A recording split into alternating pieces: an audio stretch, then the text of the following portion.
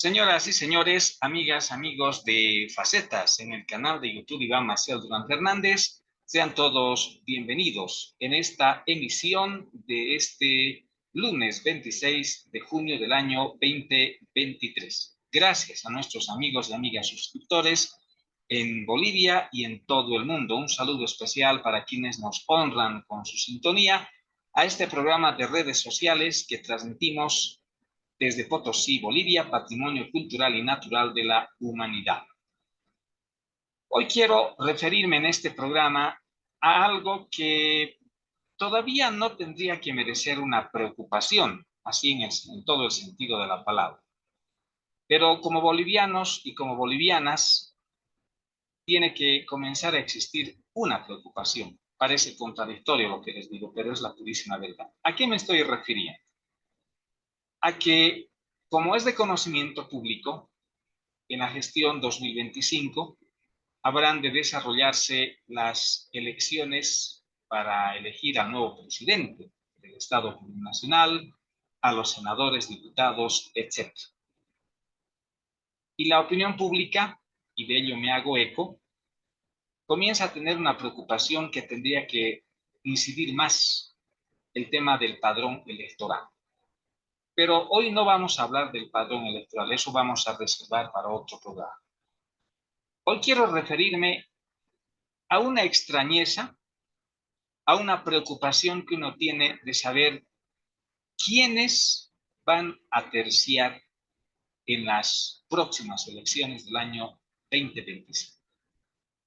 Así como están las cosas, así como diariamente nos enteramos por los medios de comunicación social, radio, televisión, periódico y básicamente en las redes sociales, parecería que la disputa electoral para el 2025 va a estar entre los dos, entre comillas, contendores del movimiento al socialismo.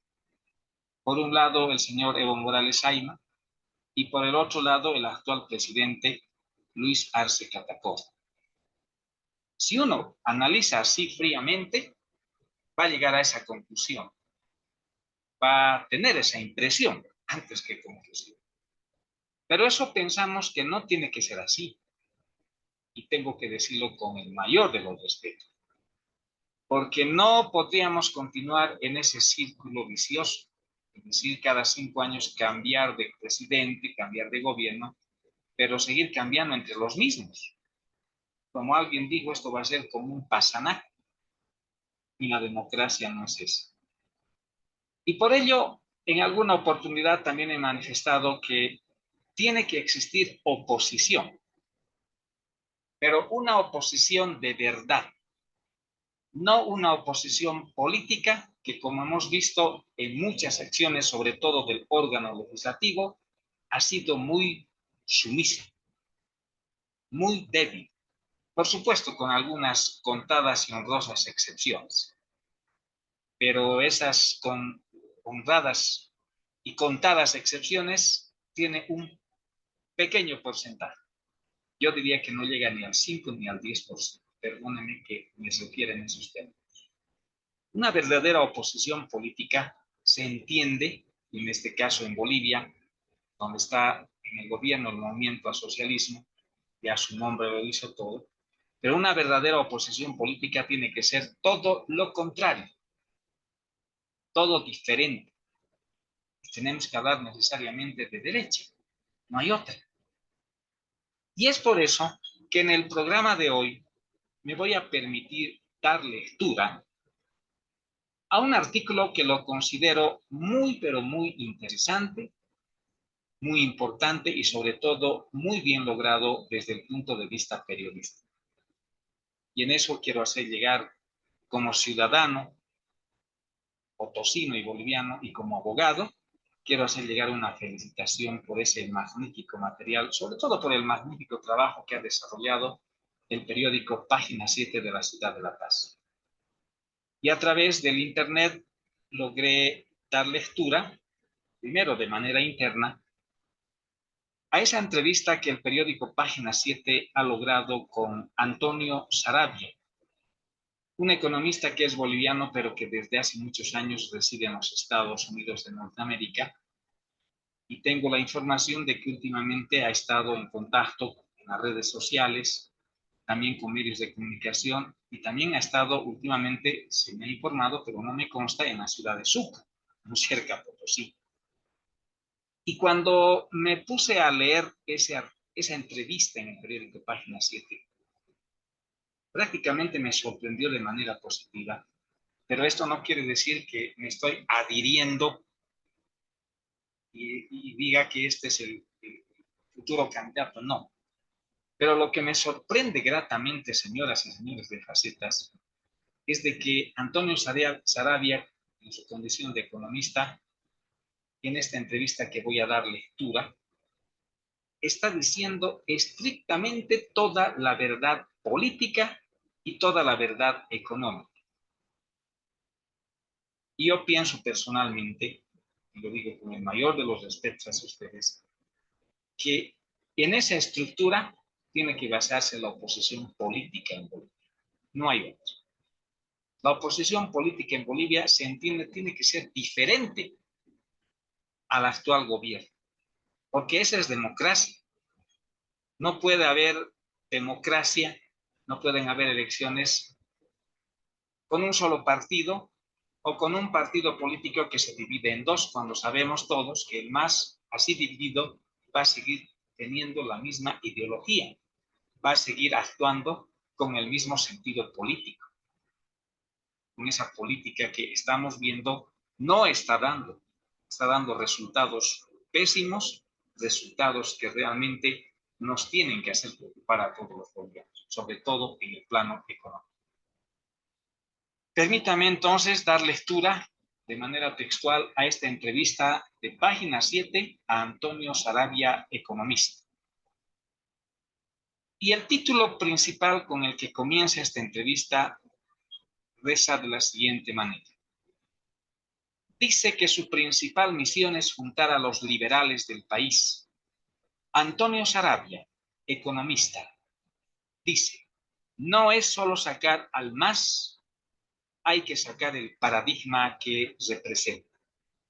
El modelo económico comunitario, social y productivo es un embuste, resalta Antonio Saravia. Basta, decir derecha no es mala palabra, enfatiza el economista liberal con proyecto alternativo.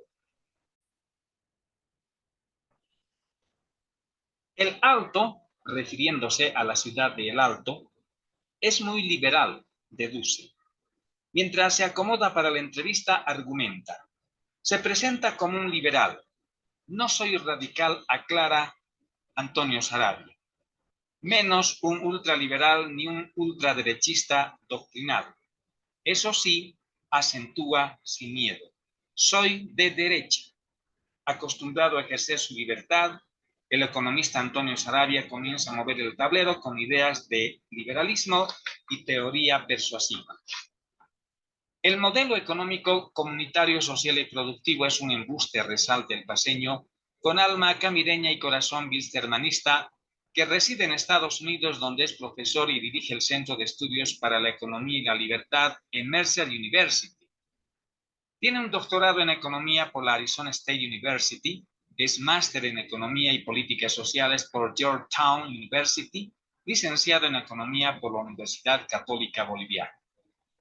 No solo es sacar al MAS, hay que sacar el paradigma que el MAS representa, subraya.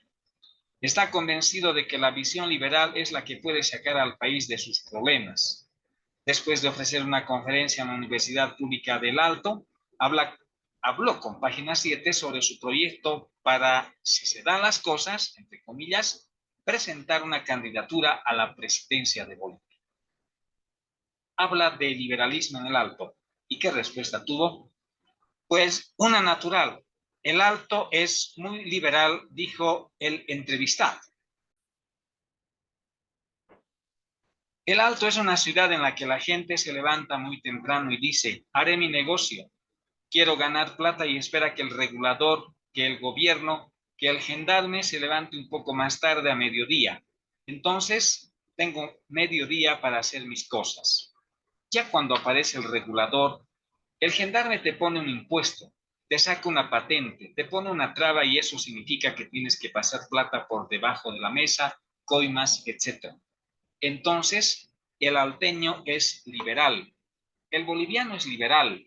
Nos levantamos en la mañana para hacer nuestras cosas. El problema es que después el Estado nos aplasta, nos subyuga, nos pone reglas.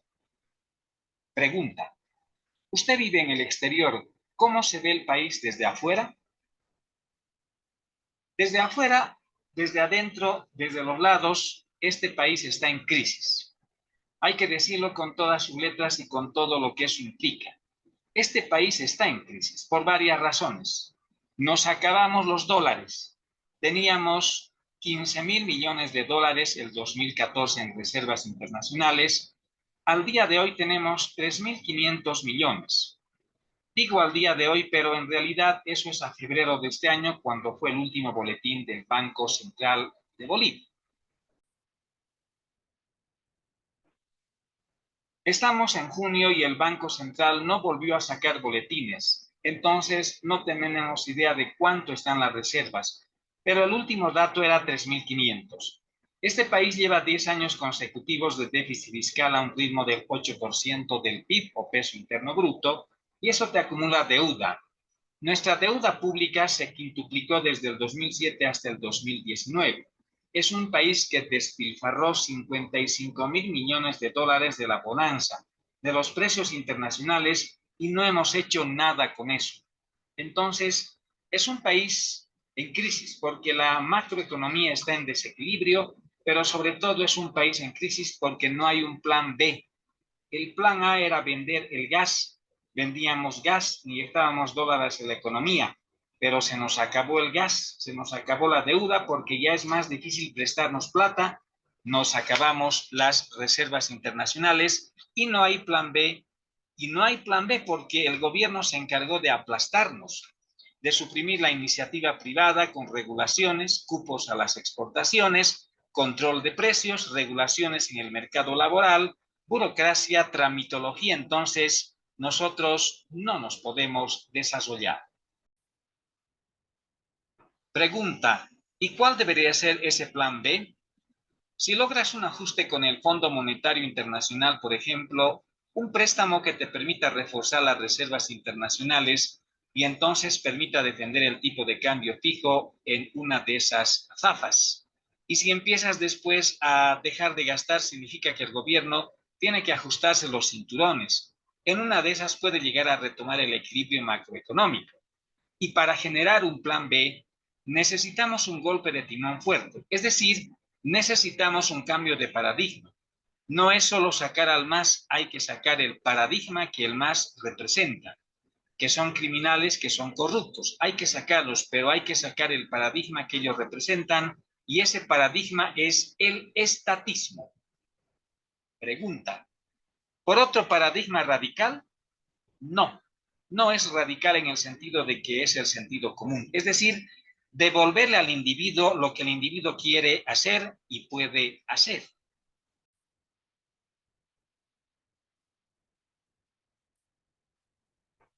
En este país, el 85% de la gente vive del sector informal. Tenemos el récord mundial de informalidad y no es que nos guste la informalidad. Lo que pasa es que necesitamos ser informales para evitar todos los obstáculos que nos pone el Estado. Si alguien ha contratado a una persona de manera formal, sabe el martirio que eso significa. Es costosísimo, le tienes que pagar beneficios sociales, aguinaldo, doble aguinaldo. Si te va mal y le debes despedir, tienes que hacer una justificación de despido. Entonces, nadie en su sano juicio contrata a alguien de manera formal, lo contratas de manera informal, por eso es que todos somos consultores. Pregunta: ¿propone que Bolivia vuelva al neoliberalismo? No. Neoliberal es una palabra que usa la izquierda peyorativamente. Los neoliberales en realidad son aquellos que tradicionalmente, cuando se originó el término, se utilizó para denominar a la gente de centro, estos nuevos liberales. Como tenemos toda la experiencia de los años 80 y 90 en la región, se utiliza esa palabra peyorativamente por la izquierda. Entonces yo me alejaría del término neoliberal y diría liberal a secas, que dice: el Estado es chico, el Estado no se mete, el Estado no nos molesta y nosotros decidimos qué hacer. Pregunta, ¿dónde se ubica el liberalismo? En la derecha. Esto hay que decirlo sin miedo. A mí me sorprende cómo la gente de izquierda se vanagloria de su etiqueta. Pero, ¿cómo pueden estar orgullosos de ser de izquierda si donde la izquierda ha reinado lo único que ha generado es miseria, pobreza y migración forzosa? O me dirán que todo el mundo quiere irse a Cuba, a Venezuela, o me dirán que la gente no sale de Argentina. Pregunta, en Bolivia derecha es casi una mala palabra. ¿Sí? Es mala palabra. Cuando Evo Morales critica al presidente Arce y dice que se está derechizando, es una mala palabra. Basta, se acabó. No es mala palabra. Nosotros somos liberales. Yo soy un economista liberal. Pregunta, ¿ultraliberal? No. Yo soy un economista liberal. Los ultras son los de la barra, los que van al estadio. Yo soy liberal y si la gente lo entiende mejor, clasificando eso como derecha, pues soy de derecha. Pregunta, pero en los años 90 ese proyecto trajo problemas sociales. Los 90 tienen su gran virtud porque frenaron la hiperinflación de los 80 cuando el país se nos moría. Fueron medidas neoliberales de ajuste macroeconómico, las de ajuste fiscal, de dejar de gastar, las que no solucionaron ese problema y hasta el día de hoy nos quedan resabios de esa estabilidad macroeconómica que logramos. Lo segundo que hicimos durante la época, entre comillas, neoliberal, firmamos los contratos de gas a Brasil y eso nos dio de comer después y nos permitió tomar ventaja de esa bonanza de precios internacionales.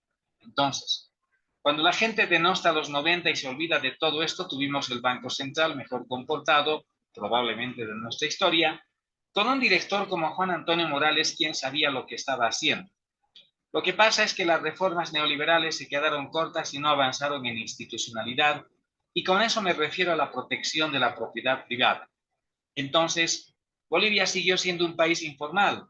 No restituimos la propiedad privada a la gente y por lo tanto no logramos desarrollar un capitalismo de pantalones largos.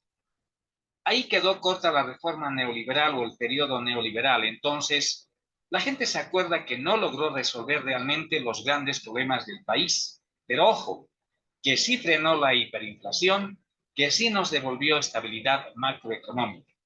Lo que hay que hacer ahora es aprender de esa lección, mantener el principio de estabilidad macroeconómica, pero movernos con reformas más profundas que le devuelvan la propiedad privada a la gente y movernos a un paradigma realmente liberal por los próximos 40 o 50 años. Pregunta, ¿los actuales actores de derecha perdieron el rumbo? No lo son.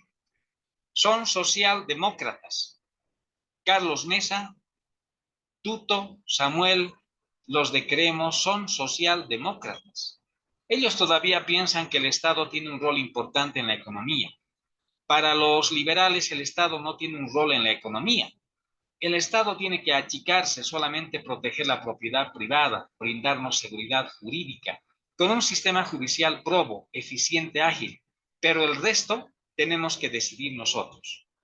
Por ejemplo, si se agarra el actual plan de gobierno de la actual oposición, que yo le digo oposición, es la misma idea.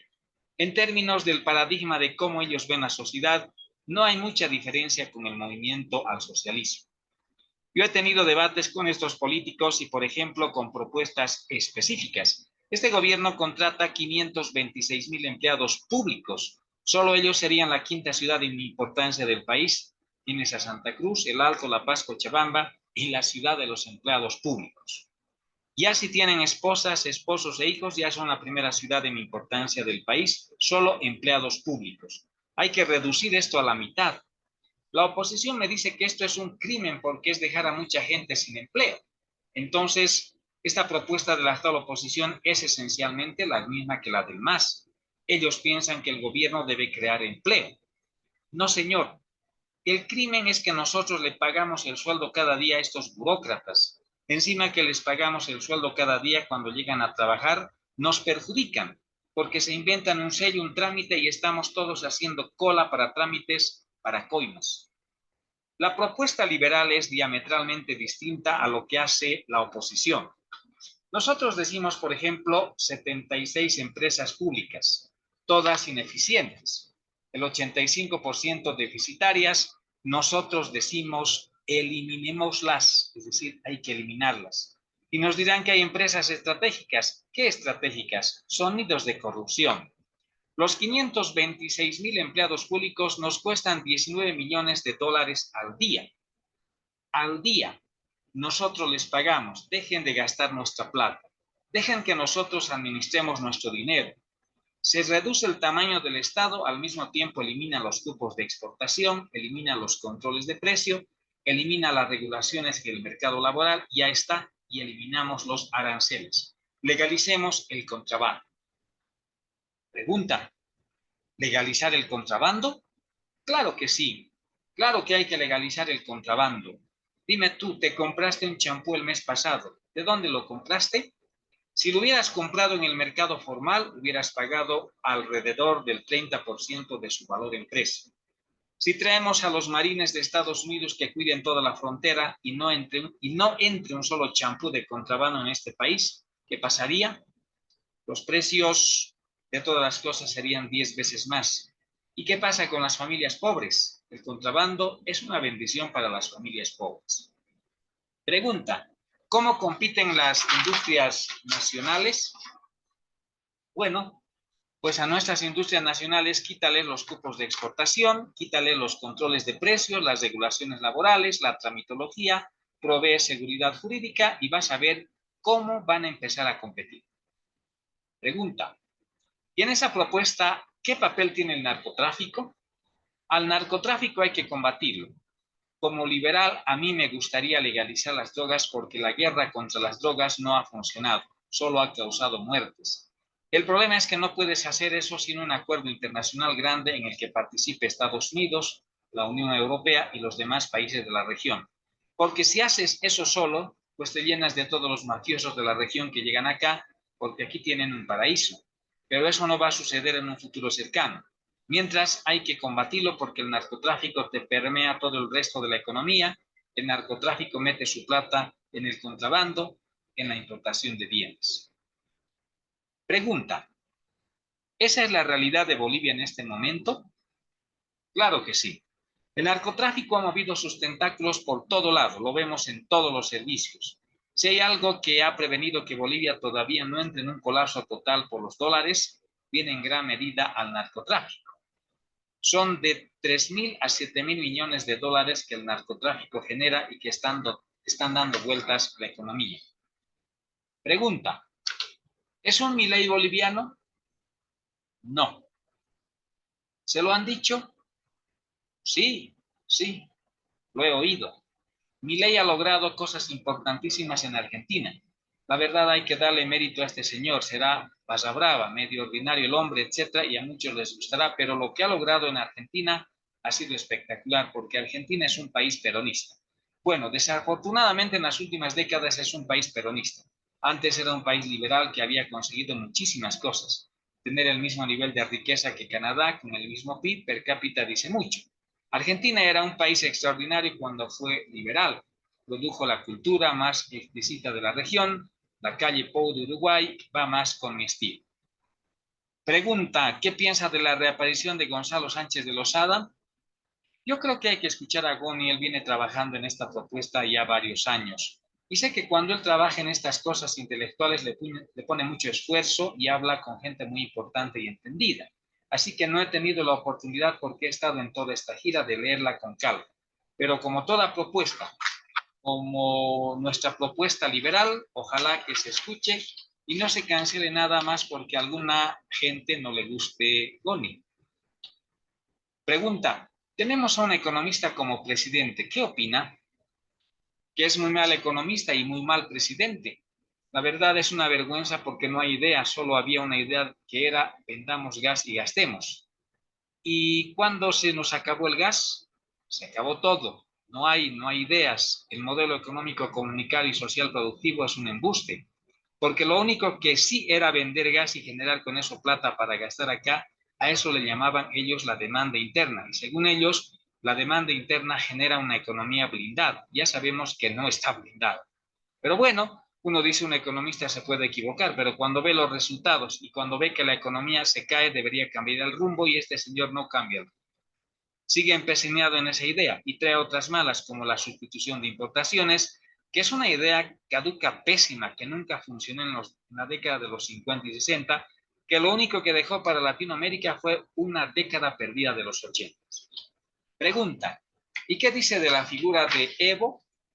Bueno, Evo Morales probablemente es el personaje más siniestro de la historia del país. Destruyó los principios democráticos, destruyó la economía. Pregunta, ¿tiene un proyecto para llegar a la presidencia? Veremos con el tiempo. Yo soy un académico, mi rol ahora es juntar a los liberales del país, unirlos bajo ciertos principios y tratar de ver si hay un músculo, si hay una masa y si se llega a eso, pues ofrecerle una alternativa en democracia al país.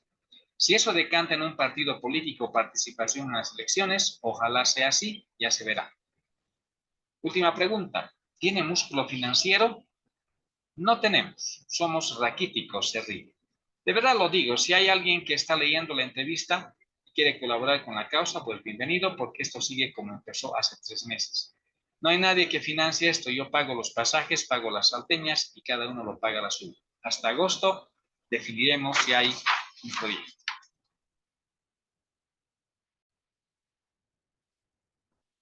Hasta ahí, amigas y amigos de Facetas en el canal de YouTube Iván Marcel Durán Fernández. Hemos dado lectura de manera textual, de manera íntegra, a esa entrevista que realizó el periódico Página 7 a Antonio Sarabia, economista boliviano que reside en los Estados Unidos.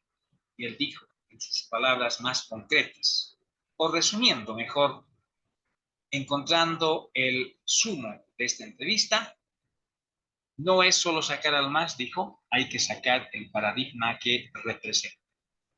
El modelo económico comunitario, social y productivo es un embuste. Basta decir derecha no es mala palabra, enfatizó el economista liberal con proyecto alternativo. Personalmente, una muy buena entrevista y básicamente el contenido de la misma es una verdad. Y creo que esto apunta a lo que estábamos refiriéndonos al comenzar este programa, a que si va a haber oposición en Bolivia, tiene que ser eso, una oposición, una propuesta política, una propuesta económica, una propuesta frontal, pero diferente a la que está el gobierno, a la que está en el gobierno. Y es cierto, en este momento todo es el Estado, todo es estatismo. El comienzo de las nacionalizaciones en el primer gobierno del MAS con Evo Morales fue eso, la nacionalización. Haber aprovechado mal la generación de riqueza que fue producto del alza de los precios de las materias primas. El resto lo saben ustedes. Pero me parece que es cierto cuando se dice que el Estado debe achicarse. Porque en este momento lo que hay que impulsar, lo que hay que generar es a la iniciativa privada.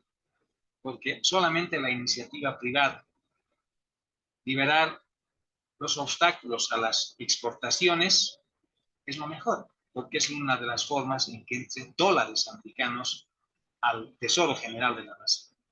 En fin, ustedes se dieron cuenta. Y me olvidaba lo que en algún momento también había dicho. Ser una persona liberal o de derecha no es un crimen. Así como uno es de izquierda, que representa para esa visión de la izquierda la democracia, también hay una democracia en la visión de la derecha. Porque la libertad es un derecho. Y la libertad tiene varios desemboques y están en la Constitución Política del Estado. Entonces hay que recuperar la libertad, la propiedad privada, respeto a la institucionalidad de las instituciones, si no cabe, y lo más importante, obtener seguridad jurídica, y eso también tiene relación con que tiene que haber independencia, en este caso, del órgano judicial o poder judicial, como antes lo dije. Ahora ustedes tienen la palabra, pueden enviar sus comentarios. Por supuesto, nadie es dueño de la verdad, pero me ha parecido muy interesante compartir con ustedes la lectura a esta entrevista, que reitero, la considero positiva desde el punto de vista periodístico y también desde el punto de vista de un ciudadano que debe conocer el contenido de la verdad en la política. Gracias por su deferencia, señoras y señores. Este ha sido un programa de facetas, porque estamos donde otros no están. Y recuerden suscribirse para recibir de manera cotidiana todos y cada uno de los programas que brinda Facetas. Es un programa de redes sociales que se transmite desde Potosí, Bolivia, Patrimonio Cultural y Natural de la Humanidad para todo el mundo. Muchas gracias por su deferencia. Volveremos en cualquier momento para presentar Facetas.